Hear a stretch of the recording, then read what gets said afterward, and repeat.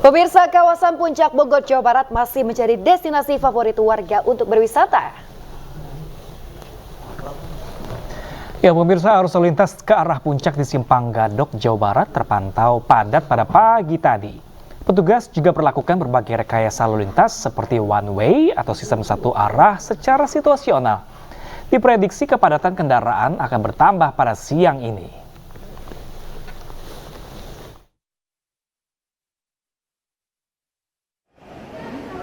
Ya pemirsa, stasiun Pasar Senen juga dipadati calon penumpang pada libur panjang kali ini. Calon penumpang memadati ruang tunggu dan juga area parkir yang penuh kendaraan. Puluhan ribu orang diperkirakan berangkat menuju ke daerah-daerah di wilayah Jawa Tengah.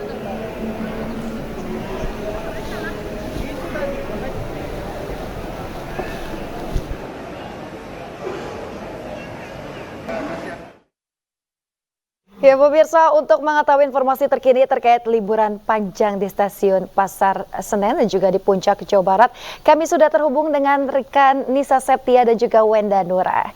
Terlebih dahulu kita akan ke Nisa Septia yang berada di stasiun Pasar Senen Jakarta.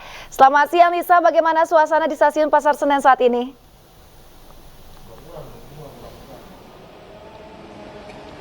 Ya, selamat siang Yasmin dan juga pemirsa. Memasuki long weekend hari ketiga, situasi terkini di stasiun Pasar Senen Jakarta Pusat terpantau masih ramai sejak tadi pagi. Dari data yang kami dapat tercatat 33.000 orang berangkat dari KAI Daob 1 Jakarta, sementara di stasiun Pasar Senen sendiri jumlah penumpang yang akan melakukan keberangkatan yakni sebanyak 17.000 orang. Untuk rute favorit periode long weekend ini menuju ke kota-kota seperti Surabaya, Malang, Yogyakarta, dan juga pemirsa di mana KAI Daob 1 Jakarta telah menjual tiket sebanyak 120.000 tiket dengan rata-rata 31 perjalanan per harinya periode long weekend kali ini. Untuk mengantisipasi lonjakan penumpang, Daob 1 Jakarta akan menambah 4 armada keberangkatan yang terdiri dari kereta Argo Cirebon, Argo Parahyangan, Taksaka, dan kereta api Manahan. Selain itu ada pembangunan eskalator di stasiun Pasar Senen di sekitaran peron keberangkatan jalur luar kota. Untuk menghindari kepadatan itu sendiri, pihak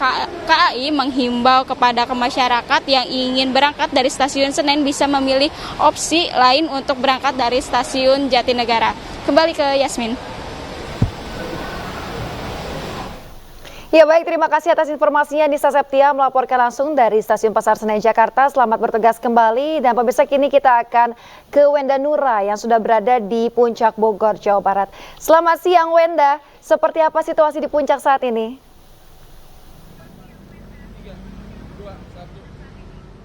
Ya, selamat siang Yasmin dan juga pemirsa. Betul sekali bahwasannya kawasan Puncak memang selalu menjadi primadona untuk menghabiskan waktu berlibur baik bersama keluarga ataupun kerabat terdekat. Dan melaporkan langsung dari tempat saya berada saat ini, tepatnya di Simpang Gadok, Bogor, Jawa Barat. Terpantau sejak pagi tadi sudah ada ribuan kendaraan yang melintas, dan berdasarkan pantauan kami dari kendaraan yang melintas ini terlihat banyak sekali didominasi oleh plat B, yang mana berarti kendaraan tersebut berasal dari Jakarta. Bahkan tadi pagi juga sempat terjadi kemacetan yang cukup panjang, bahkan kemacetan ini juga mengular hingga ke kilometer 45 tol Ciawi dan juga hingga ke Pasar Ciawi. Dan karena banyaknya volume kendaraan pagi tadi sekitar pukul 7.30 juga sudah diberlakukan rekayasa lalu lintas, yakni sistem one way dari arah Jakarta menuju Puncak. Namun sekitar pukul 10.30 tadi jalan sudah kembali dibuka untuk kedua arah. Dan berdasarkan informasi yang kami terima, siang nanti sekitar pukul 12.30 atau pukul 13 juga akan diberlakukan sistem one way dari arah Puncak menuju Jakarta. Namun kembali rekayasa lalu lintas ini bersikap situasional tergantung dari banyaknya kendaraan yang akan melintas. Terkait data resmi jumlah kendaraan yang melintas saat ini kami belum mendapatkan informasinya secara langsung, namun berdasarkan kesaksian dari kepolisian setempat, biasanya para wisatawan ini pergi pada hari Jumat sore untuk menginap di kawasan Puncak Bogor dan lalu akan kembali ke Jakarta sekitar hari Minggu sore. Dan untuk Anda pemirsa yang akan pergi ke kawasan Puncak Bogor, dihimbau untuk senantiasa berhati-hati dan selamat sampai tujuan. Selamat menghabiskan waktu berlibur Anda. Yasmin. Ya. Baik, terima kasih atas informasinya Wenda Nura melaporkan langsung dari Gadok, Bogor, Jawa Barat. Selamat bertugas kembali. Ya, pemirsa, bagaimana jika kopi Arabica Gayo diracik menjadi berbagai varian rasa buah-buahan? Nah, pemirsa, di dataran tinggi Gayo ini ada kabupaten Aceh Tengah. Pemirsa, di sini Anda bisa menikmati inovasi kopi Gayo sambil menikmati indahnya pemandangan Danau Laut Tawar.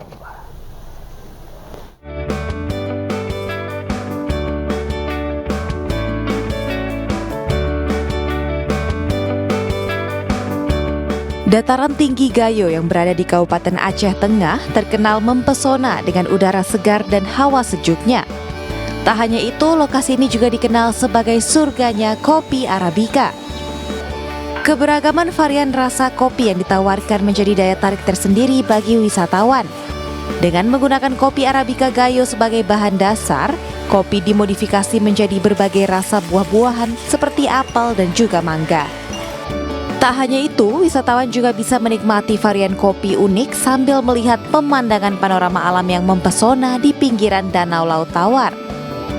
Yang paling enak itu kan Pak, sunset nanti dapatnya, itu paling dapat golden house-nya.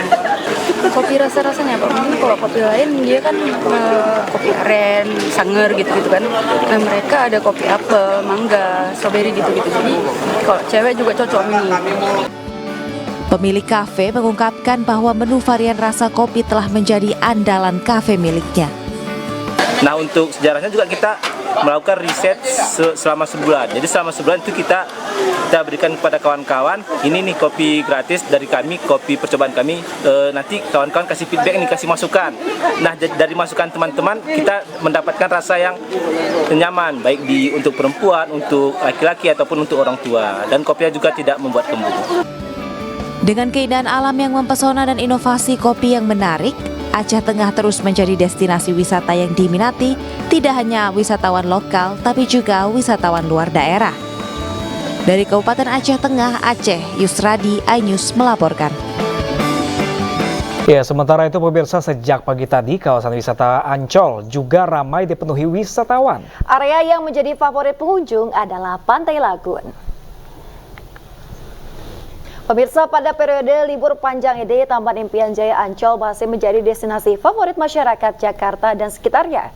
Sejak pagi hari, masyarakat sudah memadati kawasan pantai, melakukan berbagai aktivitas seperti bermain ayunan, berenang, dan juga bermain pasir. Berdasarkan data dari Humas Ancol, jumlah kunjungan di libur panjang meningkat hingga 42.000 pengunjung.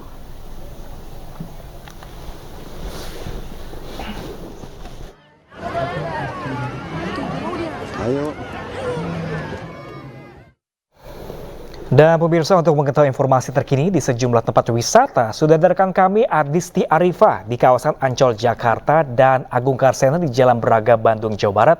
Namun terlebih dahulu kita akan menuju ke Ancol, pemirsa. Kita akan menyapa Adisti di sana. Selamat siang, Adisti. Seperti apakah suasana liburan di sana? Apakah semakin siang semakin ramai di Ancol? Ya, selamat siang Pram, Yasmin, dan juga pemirsa. Memang Ancol ini masih menjadi destinasi wisata Jakarta yang menjadi primadona. Nah, khususnya yang salah satu yang menjadi paling ramai digemari di Ancol ini adalah Pantai Lagun Ancol, di mana kalau saya melihat memang sejak dari tadi pagi ini pengunjung sudah mulai ramai berdatangan, bahkan di siang hari menuju sore hari ini semakin ramai. Dapat terlihat ini bagaimana antusias dan keseruan anak-anak yang bermain di kawasan pantai ini. Ada yang bermain air, ada yang bermain pasir, lalu juga ada yang menaiki wahana air yang tersedia. Nah, tentunya hal ini, bermain air, bermain pasir ini merupakan hal yang begitu disenangi oleh anak-anak, sehingga bermain Pantai Lagun Ancol ini menjadi tempat yang cocok untuk liburan keluarga, khususnya bersama dengan anak-anak.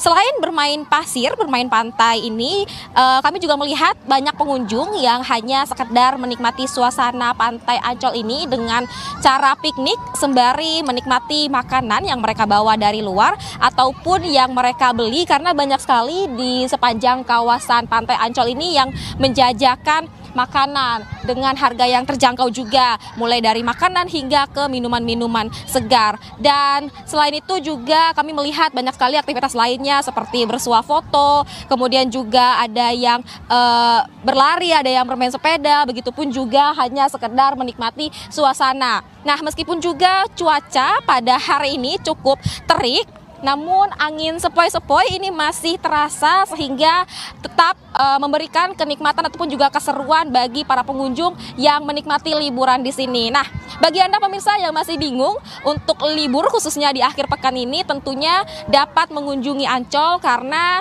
selain biaya masuknya yang masih terjangkau, kawasannya ataupun areanya yang cukup luas dan bersih, kemudian juga banyak sekali aktivitas yang dapat dilakukan sehingga tentunya berlibur ke Ancol ini sangat cocok dan sangat sempurna bagi Anda bersama dengan keluarga. Yasmin, Pram. Ya, baik, dari Pantai Ancol, Jakarta, sekarang kita bergeser pemirsa ke Bandung, tepatnya di Jalan Braga. Ada rekan kami Agung Karsena di sana. Selamat siang Agung. Agung, seperti apakah kondisi atau suasana libur panjang di Bandung, tepatnya di Jalan Braga pada siang hari ini? Selamat siang Pram dan juga pemirsa. Ya, memang Bandung ini boleh dikatakan punya magnet tersendiri ya untuk dikunjungi para wisatawan, baik itu dari luar daerah maupun juga mancanegara. Salah satunya adalah di kawasan Jalan Braga Panjang, tempat berdiri saya saat ini. Ini kalau di hari biasa, ini Jalan Braga Panjang ini tidak boleh nih saya berdiri di tengah jalan seperti ini. Tapi khusus di hari Sabtu dan Minggu, pemerintah Kota Bandung memang menggelar kegiatan Braga Beken alias Braga bebas kendaraan yang sebelumnya disebut dengan Braga Free Vehicle. Jadi memang di konsep acara ini mengadopsi Car Free Day atau Hari Bebas Kendaraan, di mana sepanjang Jalan Braga Panjang ini tidak diperbolehkan kendaraan bermotor maupun non bermotor termasuk seperti sepeda begitu ya, itu tidak boleh melintas di kawasan Jalan Braga Panjang ini, sehingga jalan ini khusus hanya bagi para pejalan kaki.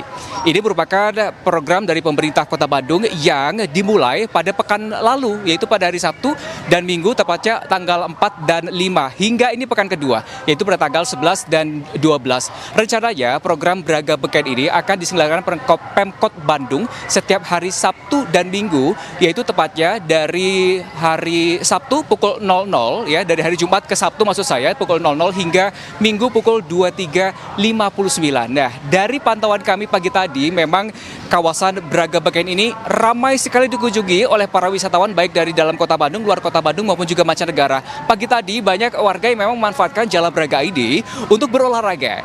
Nah, di siang hari ini kondisi cuaca juga boleh dikatakan cukup teduh, sehingga seperti yang tadi Anda bisa perhatikan bersama pemirsa bahwa kondisi Jalan Braga Panjang ini ramai sekali. Karena memang selain Anda bisa bersuah foto, Disbudpar Kota Bandung juga menyediakan hiburan bekerjasama dengan para seniman dan budayawan di Kota Bandung, menampilkan hiburan-hiburan untuk menghibur para pengunjung Braga Beken. Selain itu, Anda pengunjung Braga Beken juga bisa menikmati beragam kuliner yang ada di sepanjang Jalan Braga Panjang ini. Karena memang jalan ini terkenal sekali, berderet ya, kanan kirinya itu banyak sekali tempat-tempat makan dari kafe, resto maupun coffee shop. Tidak hanya itu, di sekitar kawasan Braga juga Anda bisa mengunjungi beberapa tempat wisata lain seperti Masjid Lause 2 Bandung yang bergaya arsitektur Tionghoa. Kemudian kawasan ini juga dekat dengan alun-alun Kota Bandung. Sedikit informasi juga pemirsa bahwa dekat juga dari kawasan Braga ini ada Pendopo Kota Bandung yang merupakan rumah dinas Wali Kota Bandung yang mulai Sabtu dan Minggu pekan ini itu dibuka untuk kunjungan wisatawan secara umum. Namun pengunjung harus melakukan reservasi terlebih dahulu di website smartcity.bandung.go.id. Kemudian ada juga yaitu adalah Gedung Pakuan, di mana Gedung Pakuan ini merupakan rumah dinas dari Gubernur Jawa Barat yang juga sejak pekan lalu setiap Sabtu dan Minggu hingga pekan ini juga dibuka untuk umum. Dan Anda pengunjung yang ingin berwisata sejarah di Gedung Pakuan atau rumah dinas Gubernur Jawa Barat ini juga perlu melakukan reservasi terlebih dahulu di aplikasi Sapa Warga. Nah, kami tunggu kedatangan Anda. Bagi Anda yang ingin mengunjungi Braga Beken, besok hari Minggu masih dibuka kawasan Braga Beken yang bebas dari kendaraan untuk Anda yang sedang berlibur long weekend di Kota Bandung. Demikian Pram, informasi sementara, kembali kepada Anda. Baik, Agung Karsena melaporkan langsung dari Jalan Braga, Bandung, Jawa Barat. Dan tadi sebelumnya rekan kami Hadisi Arifah langsung dari Pantai Ancol, Jakarta. Terima kasih rekan-rekan, selamat bertugas sambil berlibur kembali. Terima kasih. Ya pemirsa, setelah menanti selama 11 tahun, seorang tukang loper koran bisa naik haji. Ya, Zainal dibantu kelima anaknya menabung untuk menunaikan rukun Islam kelima.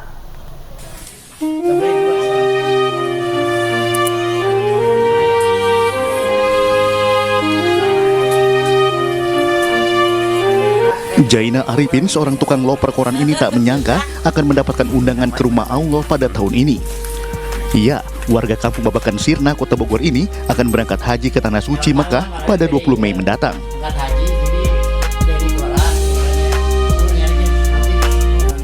Pria berusia 68 tahun ini memiliki semangat dan tekad yang kuat untuk menunaikan rukun Islam kelima.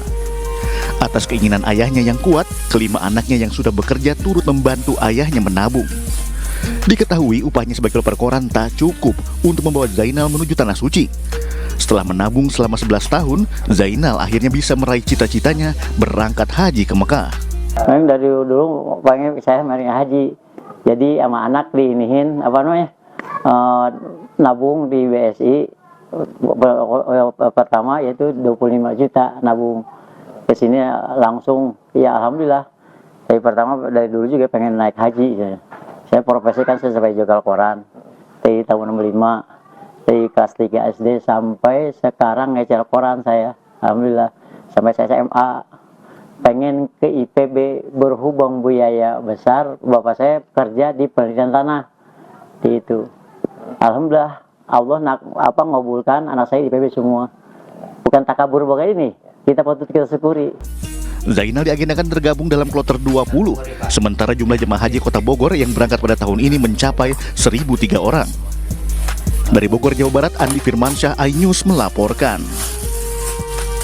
Ya pemirsa, tidak hanya Zainal Arifin yang berprofesi sebagai loper koran, ada seorang guru ngaji lanjut usia di Kota Bau-Bau, Sulawesi Tenggara juga bisa mewujudkan mimpinya untuk melakukan ibadah haji. Nenek yang hidup sebatang kara ini menabung uang dari hasil mengajar ngaji selama bertahun-tahun.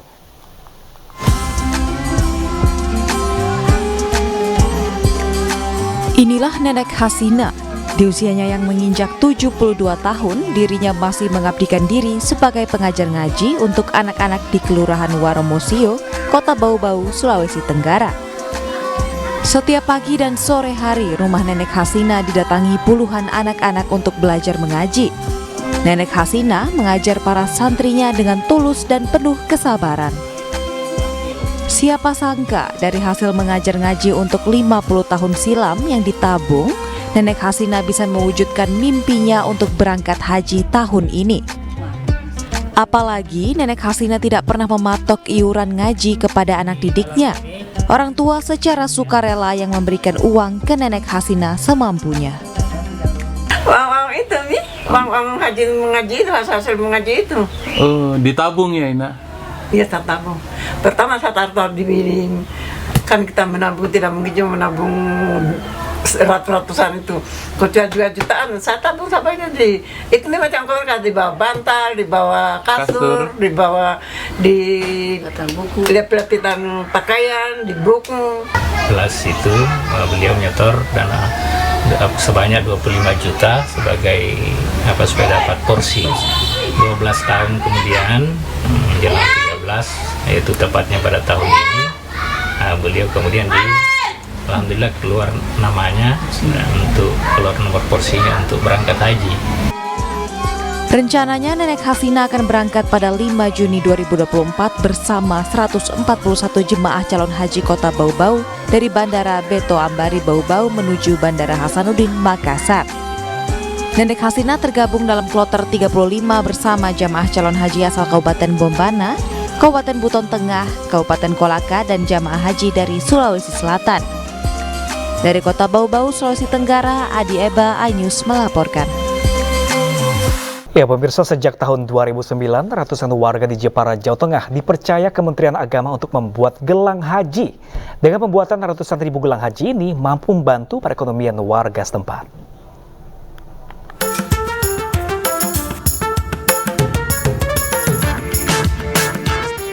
Musim haji jadi berkah bagi Subandi dan banyak warga di Desa Bakalan, Kecamatan Kalinyamatan, Jepara, Jawa Tengah. Sejak tahun 2009, ia bersama warganya dipercaya Kementerian Agama memproduksi gelang haji. Untuk tahun ini, jumlah gelang haji yang harus diproduksi mencapai 241.000 untuk jemaah haji dan 4.500 untuk petugas haji. Melibatkan 250 warga sebagai pekerja, pembuatan gelang dimulai sejak 3 bulan sebelum pemberangkatan.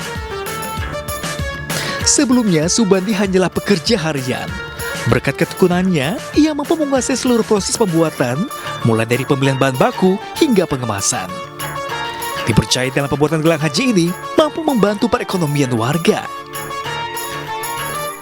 Terima kasih, sangat membantu sekali masyarakat desa. Terbantu adanya gelang haji ini, UKM dan pendapatan ekonomi masyarakat bertambah adanya gelang haji ini. Kebetulan tiap tahun kami yang mengerjakan. Sejak kapan Pak itu Pak? Kami mengerjakan sejak 2009. Dulunya saya juga karyawan. Tapi alhamdulillah bisa memegang pekerjaan. Bagi jemaah, gelang haji bermanfaat sebagai identitas diri dengan ditandai berupa nomor paspor, kloter, maktab, serta bendera negara. Gelang jemaah haji ini akan dikirimkan ke seluruh embarkasi atau bandar udara pemberangkatan haji seluruh Indonesia. Dari Jepara, Jawa Tengah, Ali Sutarto, iNews melaporkan. Ya, lalu pemirsa, bagaimanakah persiapan menyambut jemaah haji Indonesia di Madinah? Kita bergabung dengan rekan kami Suhud Nur Fadli yang saat ini berada di kantor urusan haji Indonesia daerah kerja Madinah, Arab Saudi. Assalamualaikum warahmatullahi wabarakatuh, rekan Suhud. Warahmatullahi wabarakatuh, rekan Pram dan Yasmin. Ya, rekan Suhud, ini besok baru akan diterbangkan kloter pertama haji menuju Madinah. Seperti apa nih persiapan pemerintah Madinah menyambut jemaah haji asal Indonesia? Iya, Pram, dapat pemirsa saksikan di belakang saya saat ini sedang berlangsung persiapan apel pagi di kantor urusan haji Indonesia daerah kerja Madinah, Arab Saudi. Apel ini dilaksanakan setiap hari nantinya pada pukul 8 pagi untuk berkoordinasi terkait persiapan penyambutan dan segala macam bentuk layanan jamaah haji Indonesia. Seperti diketahui, besok hari Minggu merupakan hari keberangkatan gelombang pertama jamaah haji Indonesia yang nantinya akan diberangkatkan dari embarkasi Pondok Gede Jakarta sebanyak 18 kloter menggunakan penerbangan GA 7301. Gelombang pertama ini akan mendarat di Bandara Amir Muhammad bin Abdul Aziz Madinah, diperkirakan pada pukul 7 pagi waktu Madinah, Arab Saudi. Pram.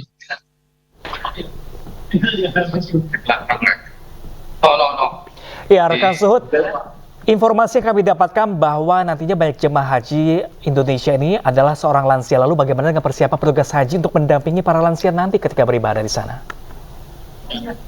Nah, terkait lansia ini, Pram, memang selama 2 tahun terakhir ini pemerintah Indonesia mengusung slogan Haji Ramah Lansia yang riang gembira. Jadi segala macam persiapan sudah dilakukan baik dari proses embarkasi sejak keberangkatan dari Indonesia maupun nantinya saat di Puncak Haji Armusna atau Arafah, Musdalifah dan Mina, Pram.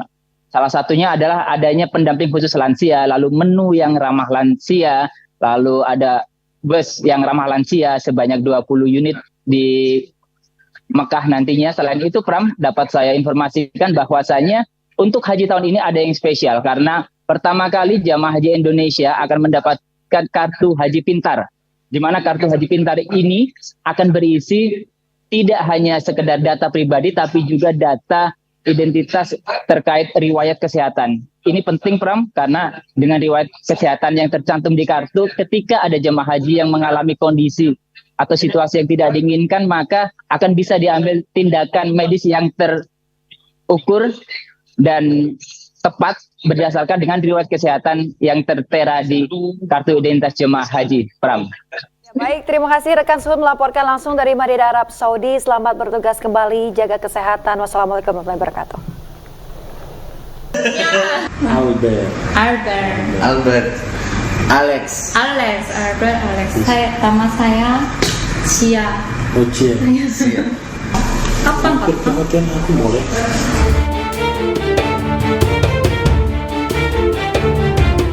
Ramai di media sosial cuplikan video yang memperlihatkan 2 pria tengah masuk ke sebuah restoran di Manado, Sulawesi Utara. Diketahui perempuan ini merupakan warga negara asing asal Korea yang cukup fasih berbahasa Indonesia. Percakapan yang diduga mengarah ke pelecehan terlontar dari seorang pria yang mengaku bernama Albert. Usai viral, warganet pun mencari tahu identitas pria tersebut. Diketahui pria ini bernama asli Asri Damuna.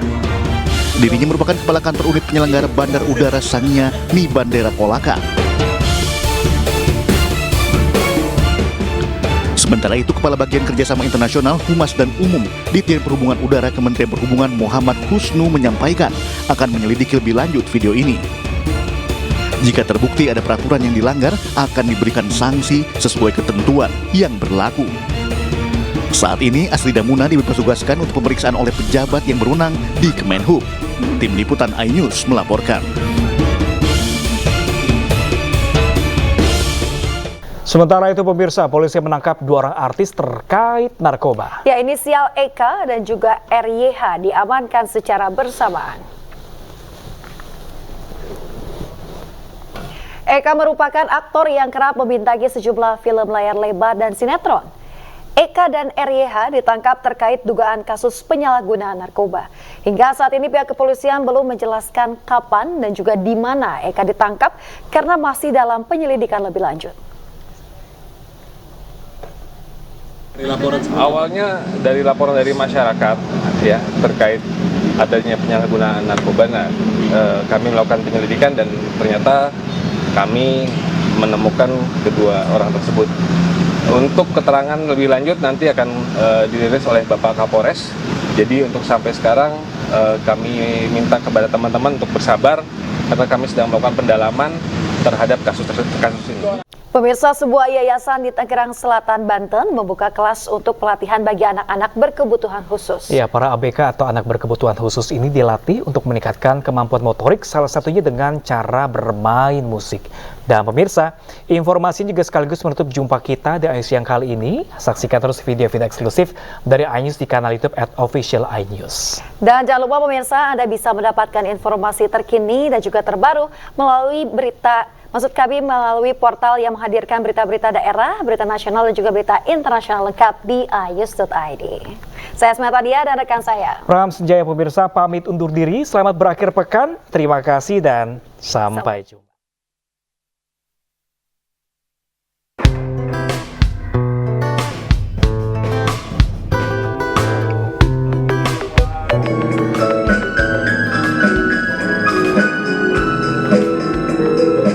Beginilah serunya saat anak-anak berkebutuhan khusus atau ABK di Yayasan Gria Bina Karya, Tangerang Selatan, Banten berlatih bermain musik.